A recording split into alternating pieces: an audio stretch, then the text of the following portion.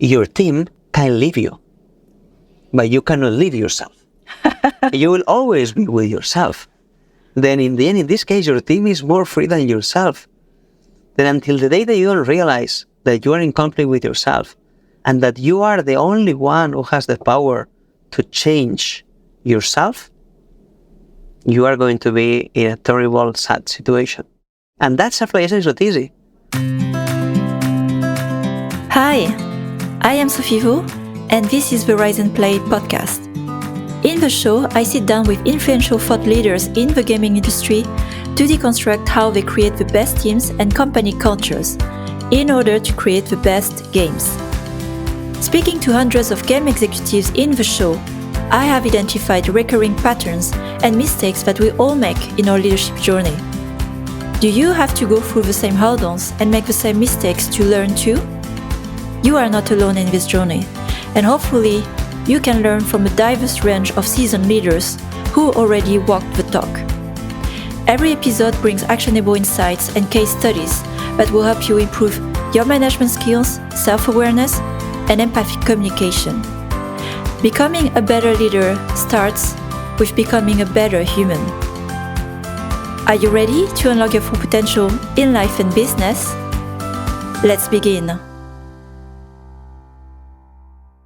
Welcome everyone. I'm having this episode not in a cubicle, but in direct from Prague. You wonder what I'm doing in Prague, but we'll talk about that very soon. But I traveled this morning by bus from Berlin to Prague to come and meet Oscar Carbonell in the office of Rossum. You wonder what is Rossum, what is this game company, and why are we here? But that's what we will start with before we begin. So this episode is special because no, I'm not interviewing a game leader, although that person has worked before in games. And why is it special? It's because today we are fully focusing on our people leadership and especially coaching, which is a very misunderstood concept, word, a lot of resistance in games. And so I want to bring more education and awareness about the topic. So before we start, welcome, or thank you for welcoming me, Oscar, in your office at Rossum in Prague. And before we start, do you mind to give a quick intro about yourself, what you've been doing before? We can come back to the times where you've been in games, but yeah, what do you do today? Of course. And I would say that, I am a strategic person that has evolved into a systemic person. What does it mean? That in my whole career, I have been working on a strategy, building strategies for businesses, for some time in gaming in this case, and acting even as a product manager in two different gaming companies. And during this process of working out in a strategy, I have realized the importance of thinking more about the whole system, not just the strategy. Why the whole system? Because in the system, you have different levels that play together. And I have learned the importance of playing all of them at the same time and making sure that they bring us to success. While strategy by itself is nothing that you can implement if you don't have the right people, the right culture, and the right systems. I could have put it in better words. I think I have also came to that realization and development over my career while focusing a lot on the tactical things, and over time really thinking about an organization as a system, a team as a system, and to an extent we could even say a whole individual as a system. And what is it that you do today? You worked before long time maybe ago at Gameloft and Social Point, so that's also how we connect through the network. But today, what do you do? What's your role if you...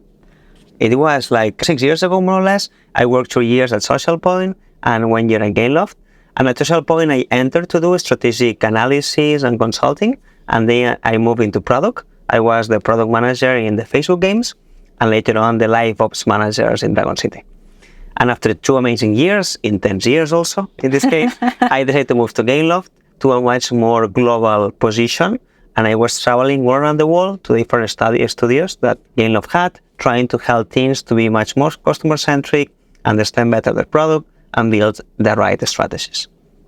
With that, my mobile experience finished, and I moved into software as a service, SaaS, and it's where I work at Typeform.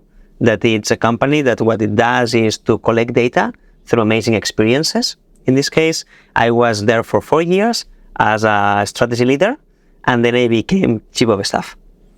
A chief of staff is a position that can have multiple definitions, and anybody has their own definition. In this case, how I define it is making sure that the leadership team works effectively and brings to the organization what the organization requires. That's how I define the role of a chief of staff. In the end, it's getting things done through people, and I acted like that in Typeform, and that's when I moved into Rossum. And at Rossum, I have been also working at chief of staff, and adding an element that for me is really important, and I have realized that it's critical, that is the element of organizational development. Making sure that the organization has clear expectations, clear culture, and clear actions that help us to move from point A to point B. Because sometimes we tell people you have to go from point A to point B, but we don't help them in the transition to go from one point to the other. Mm-hmm. Also very well verbalized, because yes, I have experience in organization, chiefs of staff, where it wasn't always clear what was a role. And with the way you describe it, so first of all, are you sitting in the C-suite with the rest of the executive team? So very important point, because again, I've seen in my career as well, roles, sometimes we call them head of people, it could be a head of HR, general manager, having those roles in executing the vision or aligning, all the elements of organization to go forward and deliver the outcomes. But those are not at the executive level, and they are also limited by that. So this is very important that you sitting in the C-suite, as important as the rest of the executive team. And also, it's not a common role in games. I don't know if it's something that you've had as an observation. The chief of staff is not very common, I found, in game companies. Maybe we're too small as well for this. Well, I would say like even if you're too small, a chief of staff is always relevant. And in the end, depends on the type of leader that you have. In the end, the founder or the CEO, we have multiple different type of roles and perspectives. And I think that the chief of staff always can help when you want to be really intentional about the team dynamics and about how you bring things to life. Then if you want to be really intentional there, a chief of staff is super useful. And in the end, you should create your own definition. The important thing is that chief of staff is somebody that needs to help you get the right things done. And I add there my own perspective that leading people, leading teams, and leading culture are critical elements that I think that you need to bring into the equation. Because if not, you're not going to be successful.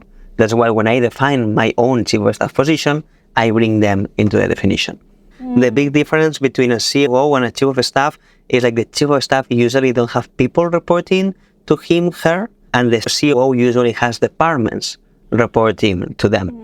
And that's a big difference. In the end, both want to make the same thing, make the company more effective. That's why, sometimes I think in gaming is more common to have a COO. Yes. Multiple times the CEO ends doing that. But what happens? If you have a CEO focusing on if the things are getting executed or not, and in making sure that the leadership team work as a team and individuals have the development that they need, then the CEO focus gets the focus. Yes. And that means that the CEO cannot do properly their job. And we know that being a CEO is a really lonely work. It's like a lone wall, a lonely wolf in the middle of nowhere. And having next to you a chief of staff, somebody that understands you, supports you, is an advisor, and helps you to get things done, usually gives CEOs the time, the perspective to get things done in a better way and to focus on what they think that is critical. You're enlightening me as well on the definition of a chief of staff, because in games it's not very common to even think of this role. And often as well, as we are maturing as an industry, there's so much we can learn from other industries that are a bit more mature, bigger, more stable. In games, it's been a bit of a roller coaster, as you said, intensive years. So that's very good to think of it. I think this is also what leads us to this conversation today about coaching, because to me, what you do is what, for example, an internal coach can do when you're not really working for a company, but all your skills that you have developed over the years, because you also train on the side. Is that correct? From my understanding, that as well, there's a lot of coaching skills that you have to deploy with this role, people communication, especially coaching skills in the organization. Absolutely. I think, in the end, this is a skill that I learned and developed a lot when I was a product manager. Because a product manager, many times what happens is you don't have people reporting to you, but you are leading large teams of people that they have other they report to other people, other reporting lines. That means that you need to make sure that you engage them, you bring into the game in a way that they really want to be part of it. And when you're working at your staff, in the end, it's the same. You have a group of people that they have more power yet than you. They are C-levels, executives, and you are somebody that is helping them. And you need to become a key role that is able to ask them to do things at the same time that you provide them value. And you help them develop and understand what they cannot see. Yeah. Then coaching in the end is nothing more than help people build awareness about the things that they already know, but they cannot see. Yeah. I'm also training myself around coaching, and I think key element that you highlighted is really about the awareness, bringing to light, making the team or the executive team see what they cannot see, but also towards an outcome. So that's quite interesting as well to hear in those words. So let's begin with why we're here today and how we connected with this conversation. And I want to give special kudos to Marina, who connected us, Yaremenko. Otherwise, I wouldn't be here today, as I'm going through my journey in bringing more awareness, coaching, leadership in games. A quote that stayed really with me, and I read it after in some books: becoming a leader is becoming yourself. I wanted to start with the basic of becoming yourself. It sounds so simple and easy, but why is it not that easy? And what does that even mean to become yourself? In this case, is easy as difficult at the same time, because it means that you are the door and the blocker to your own development. I think that's important that we remember, we are the door and the blocker to everything that we do, always. There is like the coactive school that speaks about that leadership has two key components. Leadership is about being responsible and being response-able. What does it mean that anybody can be a leader? It's about taking responsibility about something. And to take responsibility about something, it's important that you are able to take the responsibility. Mm-hmm. If you are not capable of taking the responsibility, then you have a problem. Mm-hmm. Then in the end, when we speak about leadership, is you're not able to be responsible of yourself. And you're not able to understand yourself, understand what drives you, what motivates you, what brings you ahead, what blocks you. How can you be able to take responsibility of others? Mm-hmm. It's really difficult, because in the end, multiple times, what happened next to us is not something that happens because of them. It's something that happens because of us, because we have this impact into the people that is around us. I always say that when I interact with people and something happens, something that I may not be expecting or I may not like, how much of what's happening is because of the other person, how much is because of me. And multiple times, when you think about it deeply, you realize that large part of it is because of you. Because you bring into the equation all your fears, all your limiting beliefs, all your traumas, all these things that don't allow you to be yourself. Mm-hmm. Then to be able to take responsibility of the world, first, you need to take responsibility of yourself. Mm. That's a very deep and profound definition of leadership, which is very misunderstood in some younger fields again. Because today, even I have people asking me, what is mixing even management and leadership? But what you're talking about is a really profound, it's a role you take, and which requires not only responsibility, as you mentioned, but a level of self-awareness that is quite rare to find, because, I worked a lot with teams and people, and I've seen at play so many times those blockers, whether it's at executive teams or leading teams. So I wanted to ask, what gets in the way for anyone, even before coming to a place of leadership, to have access to that level of self-awareness, to know what drives you, what are your blockers, what are your limiting beliefs? I was in a coaching course some weeks ago, and they explained me a story that I found super interesting. Imagine that you're a kid, that you have to go walking home, from your home to the school, and you have to cross the middle of the city. And one day you go crossing, you're super happy, you're going to school. In this case, you like it. In some others not, but in this case, you like it. And then when you're going to cross one of the streets, there is a dog inside of a house that is barking at you. And you get scared. Mm-hmm. Then that day, you go through that point, but you will remember forever that in that street, there is a dog there. that the next day you decide that instead of taking that street, you would be taking the street next to it because you don't want the dog to bark you because then you are scared. Then you're trying to avoid being scared. And since that day onwards, you never take back to the street. Now imagine that 1 month after, in your new route, in another street, something similar happens. Maybe it's a dog, maybe it's a cat, maybe it's whatever. And then you decide, yes, I have fear. I don't want to go again through the street because I will have fear again. And I want to avoid that. In our lives, this happens continuously. We have thousands of experiences that conditions our behavior. And many times we decide, no, I'm not going to walk anymore through the street because I don't like this feeling, because I don't want that happening to me. And that makes a point or creates a situation where you don't decide where you go. Your past choices are the ones who are deciding what you do and what you don't do. Because in the end, there is 90% of the city that you cannot walk around because you don't like what happened there. Yeah. And that limits and conditions drastically what you can do. Then we're speaking about leaders that and founders, many of them, that have been really successful in their career to get where they are. And through this success, they have many experiences and situations where they have decided, no, I'm not taking this path. And then they get to a position of responsibility, and all these past fears and limitations condition how they lead and how they act. Mm-hmm. It is said by a theory from the leadership circle company that there are 3 big fears that we humans have. And when we listen to them, we act in a way that is called reactive way.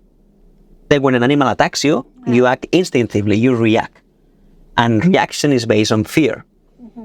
It's your instinct that tries to protect you. And these 3 ones are the following ones. The first one is the fear of being alone, the fear of being left aside. Mm-hmm. This is the fear that overall humans we have because we are social animals. We want to be with others. What happens when leaders have this fear? That they are conservative, they don't speak up, they try to make the whole team happy, they are not able to take decisions, they are pretty passive. Mm-hmm. They act as a school complying with others. Then we have the second fear, that is the fear of not being enough. I am not enough. When leaders act from this fear, what happens is they become aggressive and hypercritical to show that, I really matter, I can really be here, or they become super, super distant. Mm-hmm. It's like they don't know what they do, but it's better they hide because they don't want to show them that I am not enough. Mm. And this is what's called protecting. Leaders protect themselves, and they can protect in attack or in defense. Mm-hmm. And the third one is the fear of not being able to make it, not being able to do something. I am not capable or able to do it. Mm. What happens here is that then we become hyper-perfectionist, hyper-driven. You try to control everything. Micromanagement is in this area. No, we need to control that, even the small detail. Why? Because it needs to be perfect. Because if not, I may not be able to make it. Mm. We become arrogant, ambitious, autocratic. Mm-hmm. Mm-hmm. This is what's called the controlling. Mm-hmm. You're controlling self. The one that tries to make sure that this happens because you have the fear that it's not going to happen. Many leaders are driven by these fears instead of being driven by who they are and what they actually want to achieve. Oh, pretty deep. And to summarize, so it's really good to have structure. And this is where I see the system thinking. I'm also it fits my brain just listening to you. Fear of being alone, isolated. The fear of dying just by yourself without belonging to a group, the fear of not being enough, and the last fear is the fear of can I make it or not, competence. I don't know if it's competence or achievements, something around it. I'm reflecting on this because, I have seen, of course, it at play with many people I work with, teams I've tried to help. I'll focus here more on my own experience as well, where I have been taking quite many leadership roles in my career, even self-leadership, and I can recognize and relate to some of them. The fear of not being enough is very strong in me, And I must say, I can feel it when it has happened.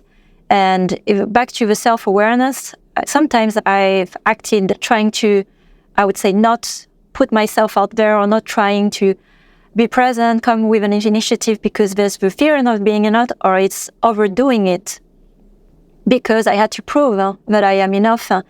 And I have seen as well the consequences of it when at some point, a pulse that I'm thankful I had during my career is always the pulse of a team. Like back to what you said, when you have also a response, a feedback for a team who's kind enough to stay with you and say, okay, we're feeling stressed, we're not happy with this. This is more of a signal of your own leadership style and what you're doing, and because the team is more of a signal of a pulse of yourself. And those moments, especially when I was building a new studio, I could see that drive for me, which I was not aware that it was led by fear of proving that I was enough. I could make it. I could prove that I can build a studio, a team, and launch a product. And I felt like I just hit a wall at some point. It was during COVID, actually, where I needed help. I actually consulted to get a coach and also had therapy to really understand what was happening, because I could see along the road with the first signals of a team that was also feeling what I felt. If I keep doing this, I will really have negative impact on people, first of all, which is something dear to my heart. When I quit, I should not take that role. And second is even the outcome I try to achieve is not happening. So it's also resonate very true to me, what you just shared. You know, like speaking about that, there is one book that I would recommend you to read that is called The Anatomy of Peace, and connect with all these fears. And what this book says is that when you are acting from one of these fears, what happens is like you enter in conflict with yourself. Mm-hmm. And as you enter in conflict with yourself, because you are trying to prove yourself, and you are trying to prove that what you are doing is the right thing, when you already know that it's not the right thing. Mm-hmm. And by having this fear and this reaction, entering in conflict with yourself, to justify yourself, you begin to see the others not like humans, but like objects. Mm-hmm. Many times happens that leaders look at their team, is like, yeah, my team, they don't work. All these employees, bad people, you know, or like we can begin to create stereotypes, boxes, because it's easier to hate, dislike, justify against an object than against a human that has its own needs, desires, push. It's much more difficult. Mm-hmm. And that's why, you know, like when we enter in conflict with ourselves, we begin to even be more reactive. Then the only way of making sure that we are less reactive is by becoming more ourselves, solving our own conflict, becoming in peace with ourselves. Yeah, and that covers many other things Correct. That are behind, like around healing traumas, understanding where the fears were coming from, because back to the school story, which I found a beautiful metaphor, it starts from when you're young. So how many times did you try to go somewhere, and many paths, and so it's just a backlog, a depth, as we say in games, like technical depth. It's a psychological, emotional depth. Yeah. And when you start to do a bit of a cleanup and you're aware, you wake up like, oh my God, there's a lot of work to do. But before we get there for the tools of more self-awareness, I want also to create more acknowledgement and awareness on what, especially for roles that are so important of leaders. Like, once again, you are responsible for a group and not objects. Humans who have their own, purpose, needs, individuality, who are here for maybe slightly different reasons than you. It's such a big human responsibility. And when we look at why does it matter to first be a better leader with this role of responsibility, which means also knowing better yourself, but what is at stake? So I would like maybe to ask this question from two dimensions. One is like pure business outcome, because this is one probably which is many people in a tangible way, like you talked about effective organization, but maybe more deeper also in a personal way. What is at stake if you are not looking inward as a leader? I think that here is really important to speak, to differentiate between correlation, causality, and reality in this sense. And we know that in gaming a lot. Yeah. You can do an amazing game, yes, beautiful game, amazing gameplay, amazing economy. You launch it and it's a fail. Yeah. And you have a shitty game that you don't understand why, and it's a success. That's why I think it's important that we make this connection also with leadership and leadership development. Yes. You can be a really successful and effective leader. At the same time, be a pain for yourself and for the others. Then there is a lot of studies that show that there is a correlation between being a creative leader, understood as being in your genius area, being yourself, acting with purpose, with intentionality, caring about others, at the same time that you have a strategic vision. This is highly correlated with leadership effectiveness, that is highly correlated with business outcomes. Then this is clear that these type of behaviors tend to lead there. And then I have many leaders that come to me and say, yeah, but my last boss was an asshole and he got amazing results and his effectiveness is super high. And then is when we go to, okay, who was paying the debt? Yeah. Because there is always a debt. If somebody is not acting as they should, it always has a cost. Where is this cost? Is it in themselves or is it in others? Somebody is being drained here. And multiple times what happens is like leaders are draining their teams, are really exhausting their teams to get to results. What means that people get burned or people leave for another company, or some of them become slaves of a way of working and they are never free. And they just wait the whole week to arrive to the weekend. And at the same time that happens, multiple times is the leader also is paying a debt in their personal life. They don't sleep. They are the whole day angry. They think that everybody is a bad person, that the world is against them. All these negative feelings that end destroying their positivity, their way of being, it creates a lot of frustration. I know leaders that are 50, 40, 60 years old, and they cannot sleep because of that, because they have not dealt with their whole life experience. And they are living through this conflict with themselves. And that's terrible impact. Mm-hmm. And there's a key point here that we need to consider. Your team can leave you, but you cannot leave yourself. You will always be with yourself. Then in the end, in this case, your team is more free than yourself. Then until the day that you don't realize that you are in conflict with yourself and that you are the only one who has the power to change yourself, you are going to be in a terrible, sad situation. And that self-realization is not easy. Also because we live in a society where accepting that I am not perfect, that I don't have all the answers, is not easy. And that makes this situation really difficult. And in the end, the one who will pay the debt probably is going to be you. That's where coaching wants to help you to make sure that, hey, you're paying a debt. Be aware of that. Is that what you want to do? Yes or no? And we empower you to take the decision that you want. Mm-hmm.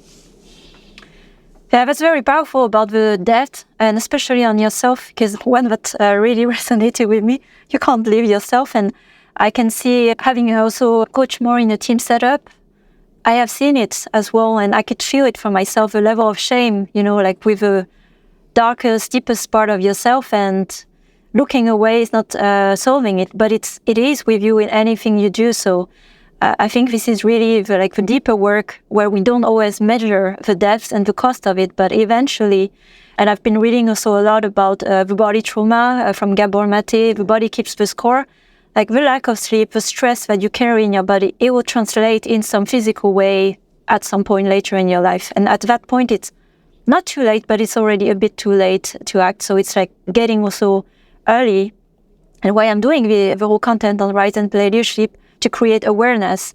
It's preemptive medicine, You don't need to be at your deathbed. You start to act and maybe learn from the wisdom of a crowd and, many learnings that we have in this world. And there's something important we need to remember there, that is for every negative thinking that we have, or thought that we have, we need 4 positive to compensate. That's the proportion, 1 to 4. And that's super, super important. And there is another statistic that I love also, that is more or less around 66% of personal relationships that break is not because of something that happened in the relationship, but because of legacy problems that the people in the relationship were bringing into the relationship. Then as you said, your legacy, all this negative thinking that you have been doing for years, is conditioning your way and your effectiveness of working with others. Yeah. And it's so important to remember, because I've seen as well, back to those fears of criticism not being enough. It's a system that trickles down as well in you are not enough. I think I'm not enough, you are not enough. So I've seen as well a leadership style that is quite common, the tough leadership. Focus on what you should work on. But each time it's a little depth, in that negativity, when there's a whole theory around feedback, and it's like 1, 2, 5, or 4, like 1 negative, 4, and some people say, this is bullshit. Like, no, we just focus on, what to improve. But it has an emotional cost on the ones who were receiving, because it also lowers the self-esteem over time. It's like, that person is really thinking negatively of me. And at some point, like you said, it's more of accumulation of all that this is enough. I don't feel good being part of this relationship. So I think that for me, like, I have learned a lot during my career. It's like, when I began my career and I had my managers, I always thought bad about them. It's like, oh, this is a bad person, what a so bad manager, like, why this person is doing that to me. It was a bit of a victimism mindset. And when I grow professionally and began to learn and develop in all these areas, I began to think completely different, much more from an empathetic standpoint. Because if this person is acting like that with me, how this person should be acting with themselves, And and when I began to think about this, what this person must be going through, how much this person must be suffering, because if he's acting or she's acting like that, it's because something is happening there. Something is not going well there. Then by changing the approach also about how this person affected me, it allowed me to be much more helpful to this person. Yeah. Because even if they could not treat me as a human, I was able to treat them as a human. And by doing that, you change the relationship. And they begin to see that you are not a threat. Yeah. You are part of the solution. This is another feedback loop I've seen at play, where you break the cycle. And it's true, and it's a good reminder, as I've been also in my post sometimes. I'm not perfect, but something that I try with strong discipline is, every time I have a choice to give kindness or hate, I always choose kindness. And if I fail at doing that, I step away before I can do that again. And with that attitude, you don't always receive kindness, right? And in those moments, I find it challenging to not take it personally. What have I done to deserve this? And that victimization that you talked about. But looking at it with a lens of empathy, it's like you give what you have inside you, right? In some way. So it's telling more about the person, what they're giving to you, rather than you in the moment. And when you're able to be above that, in a way, above the situation, this is where you can see the bigger picture, which is hard emotionally. If you let me add into that, I think it's a super good point, is that all humans, we think that everything is about us, that we're in the center of the world. This person must be thinking about me right now. This person must be doing that because of what they have done before. We tend to think that everything is about us. And I am sorry, I have bad news for all of us. It's not about us. We tend to think it's about us, but it's not about us. Multiple times it's about the others. And when it's about us, it's inside us, not in the room. Yeah. People is thinking about their own things. Then when we go into a conversation with a leader that is maybe not being an effective leader, and we think that this leader is doing that in purpose, is having bad intention, what we're trying to do is to put ourselves in the middle of the discussion. When in reality, we are not in the middle of the discussion, and many more things there. We're just one element. Yeah. Then by being able to leave our ego at home and bring our humanity, I think is when many more things are possible. And that's the way of living from your own identity, from who you actually are. And as we said, being a leader doesn't mean that you need to be top management, a CEO or a founder. Being a leader is taking responsibility of yourself and of your impact in the world. And we as employees, when we have a negative experience with somebody, we need to be leaders too. We need to take responsibility. How much it comes from us, how much comes from them, and how much from my empathy I can understand what's happening here. Moving forward more towards solutions around coaching, where you want to start to become yourself, access a bit more. We haven't talked much about it, the genius self, but there were so many things that you shared today, which are just some steps forward. I have found first a hurdle, especially coming from the gaming industry, where it's a young industry. Before, I think 10 years ago, no one was talking about leadership at all. Even when I started the podcast, it was the only one tackling the topic of leadership. So now, touching like coaching, which is a whole concept by itself, which is really not a role or, an official role in a company, but it's a way of being, first of all. And also it's about the impact with the others you work with or you're trying to help. What are the resistance you have seen to coaching from executives, whether it's been in games, if you have been a bit familiar with it, or even in general in business world? I think let's just step back if you want. Let's speak about what's coaching first. Yes. Because it's something that, everybody is a coach. Coaching is everything, and I think it is important that we clarify that first. Coaching is about helping you build awareness about things that you already know. Then coaching is nothing more than being around with you and through asking questions, helping you explore yourself. Open the doors that for you are not so easy to open and hold the space so you can make it happen. Many people think that coaching is mentoring. Mm-hmm. I will tell you what to do. Or consulting. I will do a plan for you and you will implement. There is always this metaphor of fishing. Yeah. I will tell you how to fish. There is a consultant. A mentor will come to you fishing and will tell you, you are doing that wrong, you should do it in that way. A coach will come to you fishing, will be sitting next to you, and will be asking you, how do you feel fishing? What makes you fish? What pleasure do you get in fishing? It's about exploration, understanding what you are doing and why. That's a big difference. Then coaching is never prescriptive.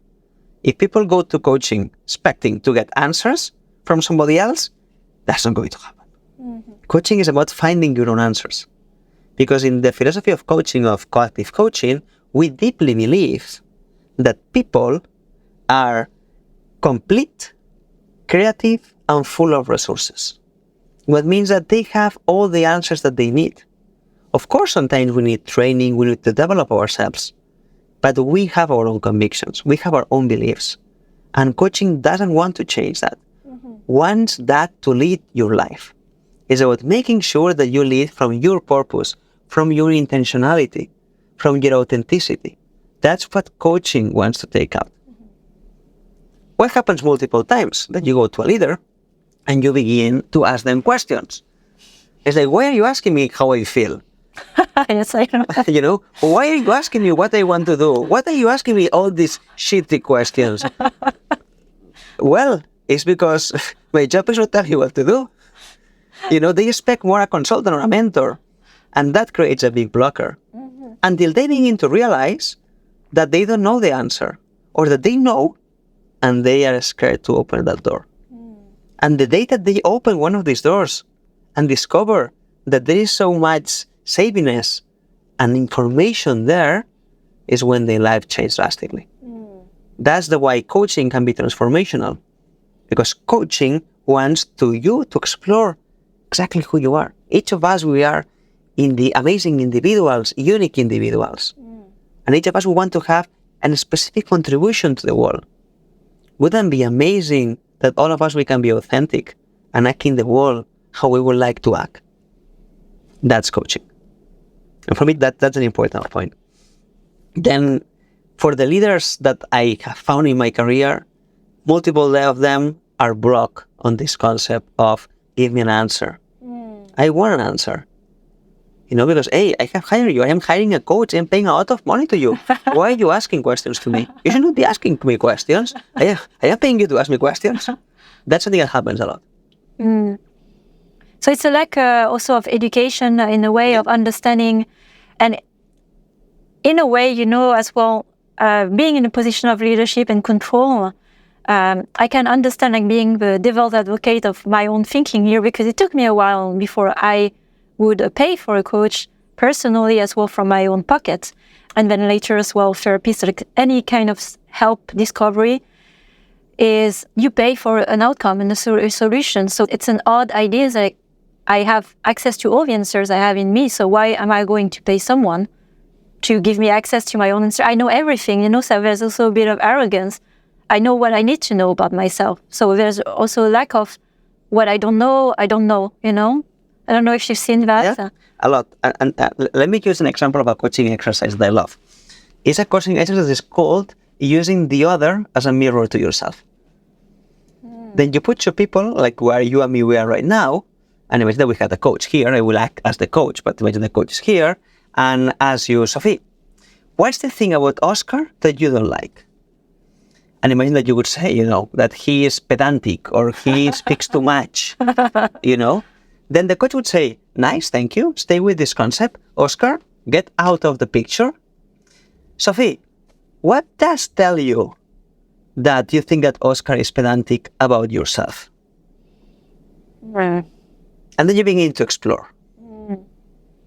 How we see the world is how we see ourselves. Yeah.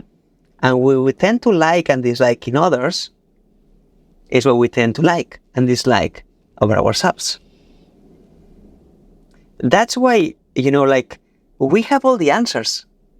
The problem is we don't want to go there.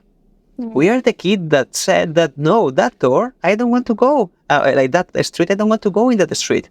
Yeah. It's forbidden. It's imagine that all of that is the range of emotions that we have in the world. How many times have we said, this emotion, no. This emotion, no. How many emotions of this range of emotions we don't want to explore? We cannot explore. Because we said that this hurts me. I don't want that. And as you said, since the beginning of our life until our current days. And then you have a coach that comes to you and tells you, no, you're feeling frustrated. Stay with your frustration. You're like, what? I don't want to stay with my frustration. I have been avoiding that. But until the day that you are not with this frustration and you don't learn how to stay with the frustration, you cannot be your authentic self. Yeah.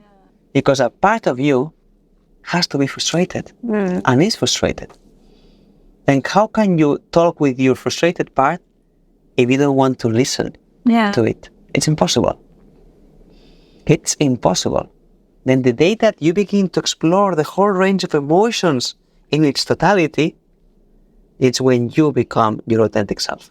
It's a painful process because it's things you don't like to see and open. It's I can relate to those doors, and some are really deep and sometimes heavy. That's why I understand the resistance. It's almost like self-preservation, because again, some can go quite far in the past. And also a whole spectrum of emotions, as we will not get into it today, but again, maybe another topic, like the whole range of emotions, really not explored, I would say welcome in a workplace in general. I think of, in my experience in the gaming industry, anger is okay. However, this is a weird one. Having an angry leader, it shows power. It shows, it's right. Yes, but I think it's very harmful. But sadness or fear, not okay to show. How many are talking about what they're afraid of? Or I've worked also with many men, and I'm not sad. It doesn't make me sad. Are you sure? How does that feel? And sadness is also not, it's almost a forbidden emotion as well at work, I've seen. Anger, no. Joy, of course, thankfully, some good one. I think it's really interesting what's happened with sadness. I'm going to be a father, and I have many kids around me these days, and it's really, really fun when you go walking with the parents and the kid falls and begins to cry. Don't cry, we say, or something bad happens and the kid begins to cry. Don't be sad. You cannot be sad. Yeah. Then we are already training ourselves since we are kids to not feel this emotion. We socialize ourselves with good and bad emotions. Mm-hmm. And there are not good and bad emotions. They are just emotions. Yes. And wouldn't it be cool that you go to work and say to your team, hey team, yesterday I had a terrible night. I had a big discussion with my wife. I am sad about that. I am at 20% of my capacity today. Please help me to make the most from the day. Wow. Imagine that, and your team say, oh, this person has been vulnerable, has been open. Yeah. Let's help this person and let's help ourselves. And instead of that, what you do is you are not working. You're not doing your job right. This presentation is terrible. Do it again to another deadline. We're not in the deadline. We're super late. What are you doing to solve that? You're showing your anger and sadness in a really reactive way. Yeah. How different are both the scenarios? Yeah. Which one is more impactful? Which one do you choose to be in? Yeah. It's a choice. It's back as well to self-leadership and awareness of the emotions. But it's about, I believe, really rewriting the script or how you deal with those emotions, because we have been functioning on models we've seen, and we think it's the only one, but we see the limit of it because, the depth as well is yourself the most. Like you know later when you're home, you feel quite bad about what you've done when you didn't act in the authentic way you wanted. But also people will remember, and that multiply the feeling of guilt, So I hope as well with the help of coaching, we get to a more virtuous circle of how to deal with emotions. And one thing there, because I think it's important what you said, is that people cannot expect to go to coaching and hope that coaching is going to change their life. We cannot do that. No, please, if somebody has the expectation, don't go to a coach.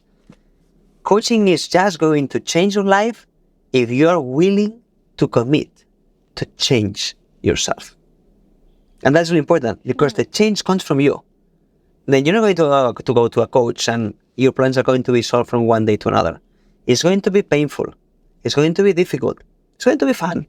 It's going to be challenging. And you need to go for your full self and be ready to go through all these emotions and commit to gain awareness and choice. If we don't do that, coaching is not going to have any impact.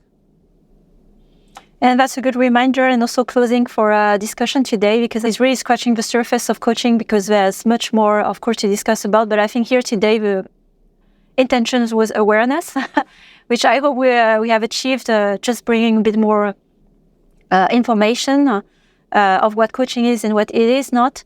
What do you say are the prerequisites, really, when you get into coaching? You mentioned a few, but for example, even like for you to decide to work with clients, what are the signals you not are looking for, but that give you confidence, like, okay, we'll make the most of our time together? It's also more a message for people who are considering coaching. In which mindset should they be when they start to explore coaching? Or maybe this is a moment where they're ready for it. For me, it's, the word that you said, readiness. Readiness is the key word. It's like when you realize that there is something about you that you are not controlling and is affecting you, and you don't know exactly how to deal with it, usually it's a nice moment to go to a coach. If you think that you have all the answers, it's not the right moment to go to a coach. When you begin to think, maybe I am missing something, it's the right moment to go to a coach. And something that I like a lot about coaching in general is like, what we do is we do a chemistry session at the beginning of a coaching process. What's a chemistry session? Can be 30, 60 minutes where the coach meets the coachee and the coachee meets the coach. And they see if there is this connection, this relationship, this feeling that is going to help them explore and go where they want to go. I don't accept people that they come and tell me that they already know what to do. Or that they want me to give them the answers. Or that they are not ready to be committed to actually do what needs to be done. Because in coaching, and we always said that, large part of the transformation, the majority of it doesn't happen during the coaching session. Happen between the coaching sessions. Because it's when you are with yourself, acting in your real life, is when change happens. If you come to a coaching session, you say whatever, and then you go home and you don't do anything, that's not going to be impactful. Then be ready to commit. Commitment is a critical element. Commitment and desire to change. Yeah.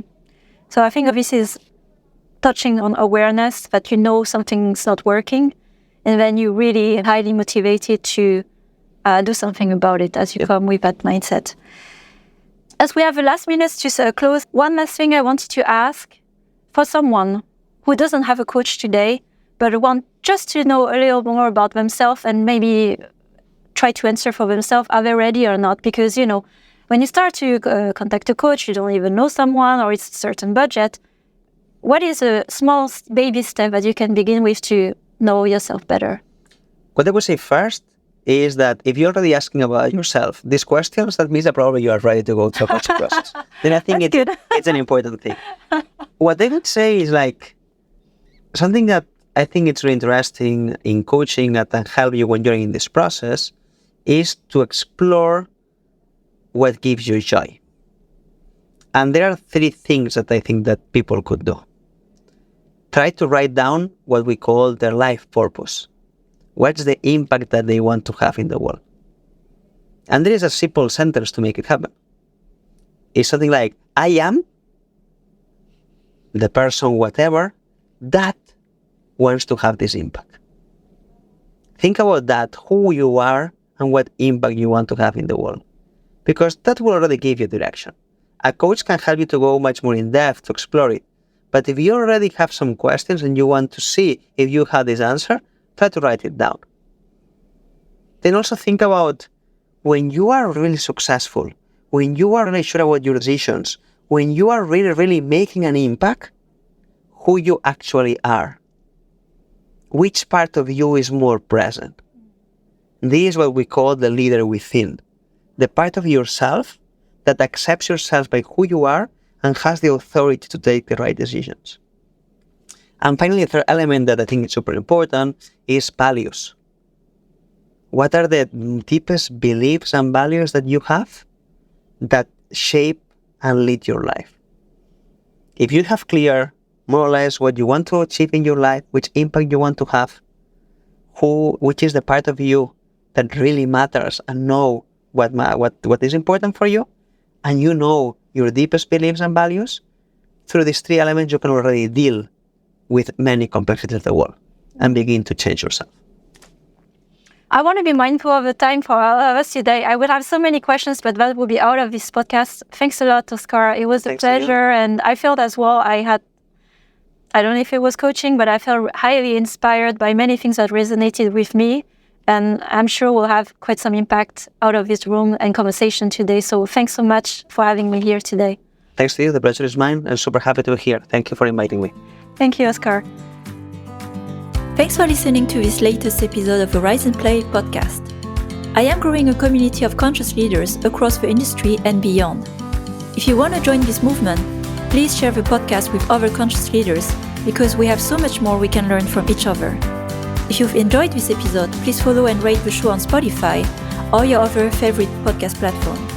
It will help other growing leaders to discover the show and benefit from the valuable insights. If you would like to grow rapidly your leadership skills, you can find more insights on riseandplay.io, where you will also find my free masterclass on conscious leadership and other resources that I offer. Have a great week, and remember to take care of yourself. Until the next time,